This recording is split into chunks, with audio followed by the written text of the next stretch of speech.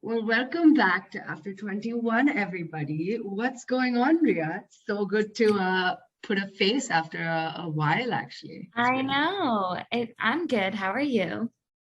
I'm good. As we were already like chatting pre-episode, but like quick updates, like I'm down and up with COVID. Rhea is like working like a horse throughout her entire week.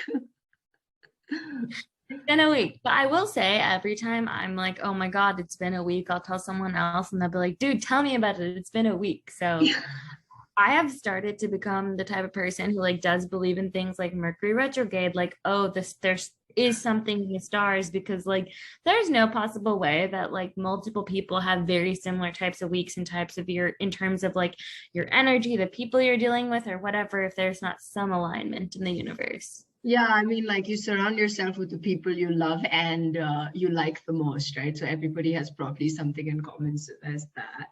Um, There's ha- have you kept up with the news lately, guys? I think I'm pretty sure this morning I read an article that said like there's this super transmissible Omicron COVID subvariant or whatever that I'm pretty sure I got. I was gonna say that. Honestly, I think the news is such an interesting topic because so I actually wake up every morning and try to go through and look at news just like when I'm still in bed, which it's not always a good idea because I think sometimes it all actually starts your day off with like negativity.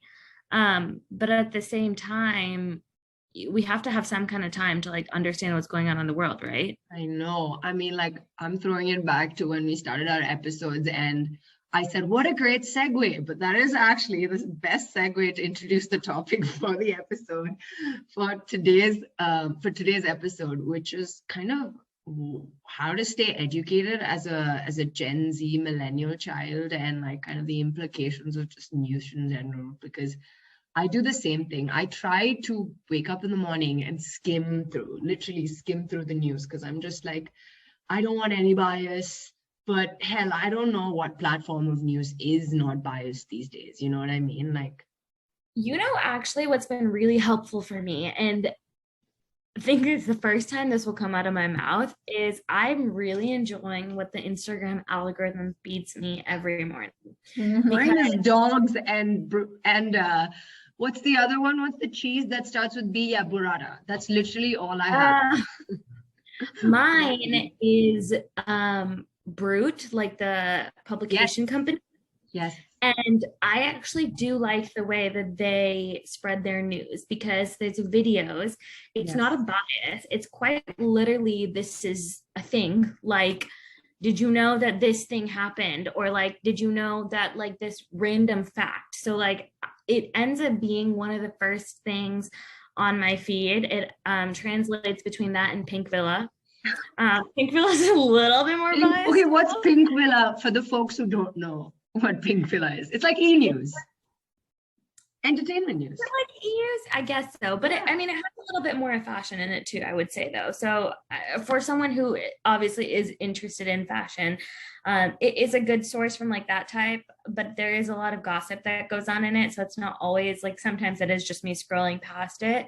I did wake up the other day though and see that my roommate was on it, so that was kind of cool. That's really But cool. yeah, that was really cool. But Brute's videos are very just like straight to the point. And Mhm. they're usually pretty like lengthy in terms of enough knowledge to get you like actually know something. And it's an easy way to start the day. And then I'll be like, okay, now let me go read an article. But that's been the way I've been starting my days. That's so funny how you mentioned that your Instagram feed has all of this. Clearly, this is one example of someone who's utilizing Instagram or social media for information, as opposed to the other person who probably looks at Instagram to look at like literally dog videos and maybe like burrata and cheese and all of that stuff. I think I for do me, get that. yeah, I mean, I don't know what it's been. I try not to because like I've learned from past experiences about how like social media has like killed my brain with like just opinions and like information, and we can get into that later. But I remember the first time I realized I was actually dumb in terms of like news knowledge and what's happening around me was when I was in my internship, and I was surrounded by like super smart finance people, and then I looked at my friend and I said, how do you keep up with business news, dude? Like, what's going on? Like, I'm so dumb. I don't know. Like, I don't really know what's happening. And that partly stemmed from the fact that I was in an industry that like dealt with current events and it affected markets. So I was just like, I need to know. And she was just like, you probably know this, Rhea, but like, she was just like, subscribe to all of these newsletters that help you skim through. So literally in the US, there's this news outlet called the Skim, and it's meant for us kids who are like 20 somethings, 30 somethings. We're running every day, so you literally subscribe to the newsletter, it comes to your email, and it's headlines, like quick headlines. You skim through the newsletter and you're just like, okay, I understand what's going on. It's like it talks about what, when, how, where, pretty much the basic questions. Another one that I read and my brother is a diehard fan of is the Morning Brew. Same thing, like you subscribe to the Morning Brew and it's business news. And Robin Hood Snacks, like we can't forget them. Well, they're actually called T-Boy now. Yeah, I know. I haven't really been listening to them all that much since the rebranding. I actually haven't either, but it's not because of the rebranding. I just haven't found myself having the time to. Yeah. But I also actually subscribe to New York Times. Yes. And I will be honest, most of their emails are unopened. And so this is actually a tactic. So I'm also subscribed to the Skim, Morning Brew, everything like that. But the New York Times I'm subscribed to from my work email. And I have to open my work email every single day. I'm constantly staring at my work email and constantly like trying to empty my work email. So even if I don't fully read it, a lot of times I will open it and I will even just like see the highlighted terms or whatever it is because it's in that email. I am a strategist though, so and I do need to actually keep up with the news. So that's been a good way to kind of have that tactic. But what I will say is that it is still always hard, I think, even when you're subscribing to different platforms. Yeah, on how to keep up with it, because you have to make sure you're making the time to keep up with it. And sometimes you get into a really good regimen. Like I used to listen to T-Boy every single morning, and it's been about a month, and I just haven't listened to it. Yeah, I fully agree. I feel like that's a classic problem when you are like one of the problems we want to address on the episode as well is like when you're a 20 something who is living the classic hustle life. Our generation is known to have picked up information on social media. And if we're making extra efforts to subscribe to all of these other outlets for the fact of being educated, how do you keep up with it? Because that New York Times example, I have the exact same thing. So I subscribed to New York Times back in my internship days. But like literally every single day I get like 5 newsletters, and New York Times is one of the ones that I like push aside, not because of the content per se, but it's because of the length. For me, it's like that goes to say something about our generation, because their context for like, or blurbs under every headline is so big that I'm just like, I can't read this right now. So I'm just like, yeah. So one thing I will say, going back to social media though, is that you're right. Our generation, first of all, our attention spans are much smaller, and also we're used to looking at information through that. So yes, social media is an algorithm, which means that you can train the algorithm. So I made it a point actually a few weeks ago to be like, I don't want to be looking at the same thing on my feed. So when I was scrolling casually or whatever, I would stop scrolling casually and I would look up news publications, and then I would go through their videos because I wanted that same kind of release, I guess, of what I'm used to, but I wanted to use it to get the information that I wanted. And through that, I started to train the algorithm to know what I like. So even the fact that when I open my phone, Brute comes up, it's not because of chance, it's because I would wake up and search for Brute video. Or something else. Or like if I saw it, then I would stay on it for longer So then it learned that's what I like to look at that specific period of time. So you can train your social media to cater to you. No, that's a hot tip. I think like if there's one takeaway really out of this bucket for the audience, it's the fact that like, if you can one subscribe to newsletters. If you are in India, for example, there's this app that I just discovered, by the way. It's called In Shorts, and it's literally like a Tinder for news. So it's literally like you pick, yeah, it's like it's an app and it's just a headline of what's going on. And if you don't like it, you swipe left. If you like it, no, you don't swipe left, you swipe up. And if you like it, you can just hard press on it and the actual article will pop up. And I was just like, this is genius, Yeah, I know. And then obviously the piece of social media. I haven't done a good job training my social media, but I think coming from the social media genius here, guys, everyone, training your social media and tricking the algorithm is a great tip. For sure. Another one. Oh, go on. Sorry. No, I was just going to say definitely something that's helped. Another one that I will say that I don't follow, but a lot of people tell me is Twitter. It's a great way to get news. Yeah, I don't do Twitter, dude, or Reddit. Those are the two things that a lot of people nibble through. I don't do it, but I've just heard a lot of people tell me that Twitter's a good place to get news. It's not a verified answer from either of us, but I know it is something that many people do. Yeah, I mean, there's a pro and con for me to not wanting to scroll through public forums or outlets like Twitter or Reddit, even though I know it's like hard, unfiltered, people opinionated news. That's what a democracy is about. Like we're always chatting and talking about things, but I don't really want to do that because it's like it's kind of like when you're watching a trailer, do you ever do this, like skim through the comments of like a YouTube trailer post? And I'm just like looking through their opinions and it's shaping my opinion even before I'm looking at the content. You know what I mean? That's interesting. I think that's a really interesting point because you're looking at how people are perceiving it and perceiving your own notion. But something else that I think is interesting, which is slightly off topic, but you get news to be aware of what's going on, right? But then you also get news to like talk about it. And forums like Reddit and Twitter are more known to be like, here's the news, let's talk about it. But a lot of people will not feel comfortable putting their opinions out. So as a community, we aren't as conversational, if that's the right word, right? Yeah. About these topics, we will look at it and just like, keep it. But even when you're in a public setting, a lot of times people don't actually speak about them because you don't want to ruffle any feathers. Yeah. I think like even just something you bring about right now, which I think is lost in our age group, is kind of publicly speaking about news like our parents do or like our grandparents do.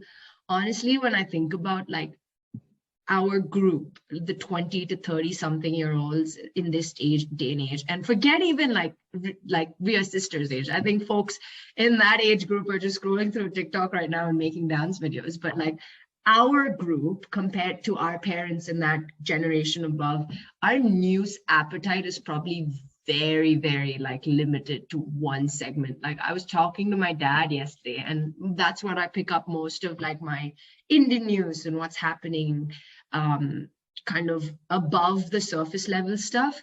He was actually yelling at me yesterday that my general knowledge about just like industries have been terrible, and he was talking about things that I have no idea about. And then in my head I was just like, I don't really have conversations about politics with my friends. I don't really have conversation about like maybe occasionally stock markets, like investing, but not really. I just don't think these conversations are great within our group. And these conversations are important though, right? Like to shape your public knowledge. Yeah, I think it's the way that we've moved as a society, because like, let's take investing, right? Like if you're going to be talking about investing, a lot of times the way that conversation turns is people bragging about the investments they've made, or people bragging about their investment power. and not everyone has the same amount of investment power, so you shut off from that conversation. Same thing goes for politics. Oftentimes it's hard to have a very open-ended discussion of different policies. You truly need a very open-minded group of people to have that, and a lot of people, very hard to find, and also kind of hard to find to say like we're keeping this like conversational. So I think those are definitely two different big ones. And then also a lot of people just are like, okay, well, I don't care, I don't care. That's kind of like the polarization in the society you see now, right? Like our age group these days, because we're seeing either leftist truths or rightist truths on our Instagram, on our like social media, and on these Reddit pages. There's no conversation, so there's no happy medium, there's no agreeing to disagree. It's either I support the blues or I support the reds. I am, team global warming. I'm not. So there's no real discussion. So how on earth are we going to be educated? I think that can change, though. I don't think that means, I don't think that we're wrong. First of all, I think it's just the way that our society has progressed. And I think it can 100% change with like each person. I try to actually, like when I'm talking with people, be like, oh, guess what I saw this week? This was so interesting. What are your thoughts on it? And start to introduce some of these topics, because actually what you will find is a lot of people are interested in having these conversations. We've just set almost a little bit of a precedent where everyone's a little bit scared. Or you could also say like, I don't have an opinion about this yet. I would love to just open this up for discussion to hear different points of view. What do you guys think about X, Y, Z? So you're kind of trying to set the tone. Yeah. No, that's a great takeaway to even like summarize to our listeners as well, because introducing or actively trying to introduce a topic in a group conversationally is a great way to kind of expand your boundaries, because news, obviously there's news, official news, but you're also trying to be educated and being aware of like the different dimensions to one issue, right? Like you don't always want to be with the similar group of people who are thinking a similar kind of way. Like when you're introducing something like this in an open forum with your friends, it's nice to hear the other POV, right? Like that's when you expand and become more open-minded and become more aware. So I actually do this with my brother too. Like I just like dropped a message the other day saying, oh my God, did you hear what Elon Musk is doing? He's PMSing. And my brother sent me like a news article on something, or like my brother's really good at this. Like when I'm like, yo, what's up? And he's like, did you see the news? Like what's going on in the news, dude? Like, it's like stuff. Like we do this too. We send each other, I send you like random podcasts that sometimes I listen to and I'm like, you should listen to it. You send me screenshots of things. Like these are really tips. If you would like to get an inside understanding of Apoorva and my relationship, Apoorva sends me podcasts, which I look at her, what she says, and then I say I will listen to the podcast and don't listen to the podcast. She eventually tells me what the whole episode was about, and I send her Instagram stories and posts. Yes. I mean, you always got to have friends in your circle that is sharing news, So I'm glad this is some sort of a functioning relationship. But Rhea, there's like one piece that I really want to touch base with you on, and I think our audience can relate to this. Sometimes when we're in a group and at like in a heat of an event, right? We've spoken about how we should open up these conversations, but like there are certain instances in my mind when I think about you're already reading so much about it, and then your friends are like, I really want to talk about this. What do you guys think about this? You're just like, I'm out. I don't want to talk about it. This is information overload because I'm like reading so much and, listening so much. I actually, have felt that myself. And I've also felt the opposite, where I bring up the topic and someone's like, I just don't want to talk about that anymore. Yeah. I don't know. I think it's kind of a mixed situation, because at one point when you hear that kind of stuff, you don't want to talk about it anymore. Yeah. Which kind of, I think, what has led to a bit of our like stagnating of what's going on. But also, I think it almost comes with an overwhelming amount of information, right? So, like, you can sit there as a person and read 10 articles or whatever, or you can read 2 or 3 articles and then discuss it with other people. And oftentimes, I think that one on one discussion is a bit better than actually just reading the same thing over and over and over again. Yeah. So, I think rather than just continuously looking at the same piece of information, taking a step back and reserving that to have that conversation, or like, excuse me. Bless you. What I meant to say is taking a step back and finding that friend to have that conversation with is a little bit better. So, like, let's take Apoorva and I were just talking about the new, right, the variant of COVID. You can read 10,000 articles and then get overwhelmed over the fact that, like, oh, God knows how COVID is going to take a direction again. Or you can read 2 articles, you can send it to a friend, the friend can read it and be like, dude, yeah, I don't know what's going on. Everyone's getting it. You can have a conversation about the direction you think it's going to take rather than feeling so overwhelmed. Yeah, I mean, I do think like sometimes you can't escape it, right? Like we are so trapped in a forum, public forum kind of social media setting, right? I bring up social media so many times because that's our bread and butter. Like we spend so much time on Instagram scrolling that like I even remember when COVID, the second wave happened in India and like it made global news everywhere. The amount of outreach from the world, not just India, right? Like I had 100 people asking me how I was because I transitioned back to India then. And then like I was opening Instagram and all I saw was just like donation links, like people talking about deaths in their families and how the government isn't doing anything. And I had opinions and I wanted to vent to people and people wanted to vent to me. It was just like a vicious cycle of so much information that I actually took a week off of Instagram or 2 weeks off of Instagram. And I can think of like 2 or 3 other instances that Rhea and I were talking about, and we don't have to get into detail about those events, but like that I had to, I think you did too, right? You took an Instagram detox because you were just like, it's an information overload. I just exit out of the app when I get that feeling. Like, I think many people in the US can agree with the fact that a few weeks ago on a certain Friday, there was a lot of overwhelming information on social media. And at a certain point, it was helpful, don't get me wrong, but at the certain point, everyone was saying the exact same thing. So on days like that, I'll be like, cool, I've reached my limit, I'm going off of it.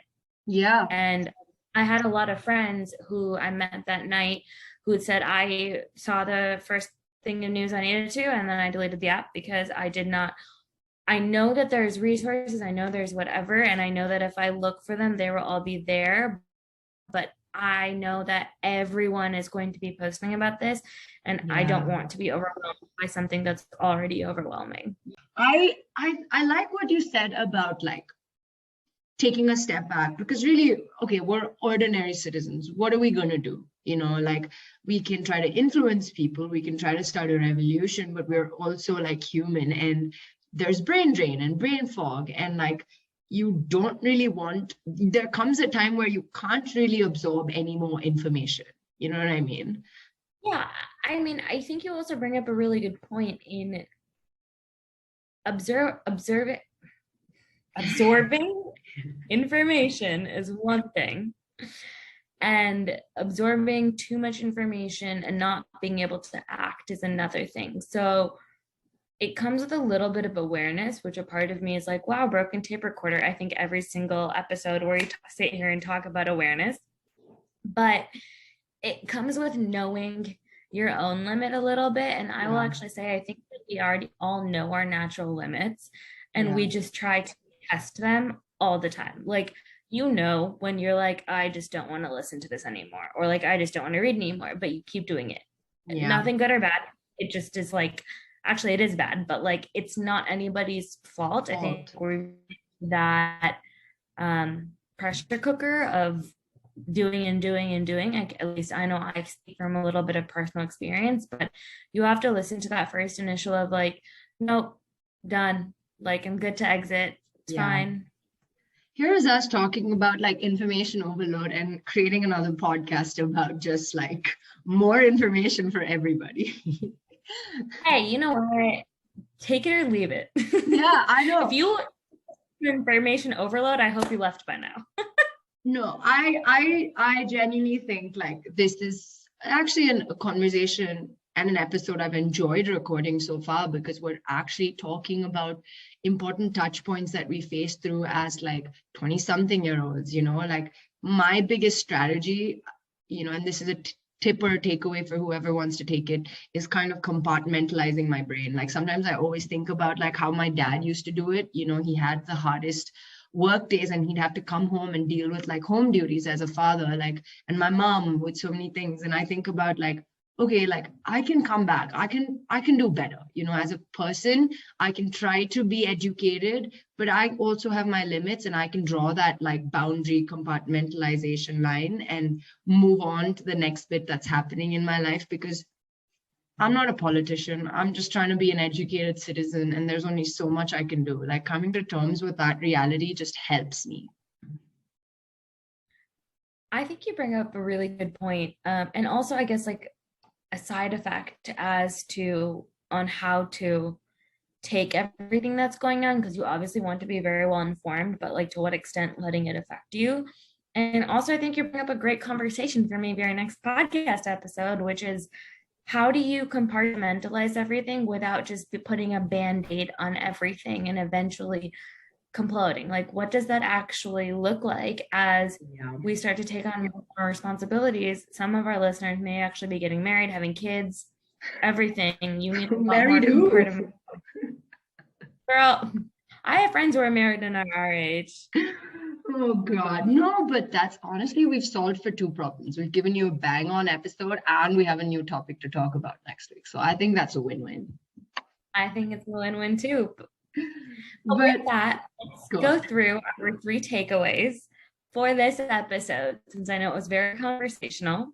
The first one being that we want you to stay informed, and there's numerous different ways of staying informed. You can subscribe to multiple different newsletters, and my personal favorite, you can also train your social media to feed you the news outlets that you want. And or listen to podcasts. It's a great way to. And or listen to podcasts. Just a silent plug for After 21. But number 2, be that person that opens up conversations with your friends. Like introduce it subtly in your phone call or text threads, send screenshots, send podcast recommendations, send newsletters, whatever you can to open up a conversation, because that's how you become more aware. And the last one is learning what your limits are. Sometimes information overload is a thing and information is all over the place. Know what your personal limit is and then allow your natural limit to come across and stop. Well, with that, guys, we just wrapped up another episode. I thoroughly enjoyed recording this, Rhea. And I can't wait for it. I can't wait for everybody to listen to this episode. We will see you next hump day. Thanks so much, everyone. Thanks, guys.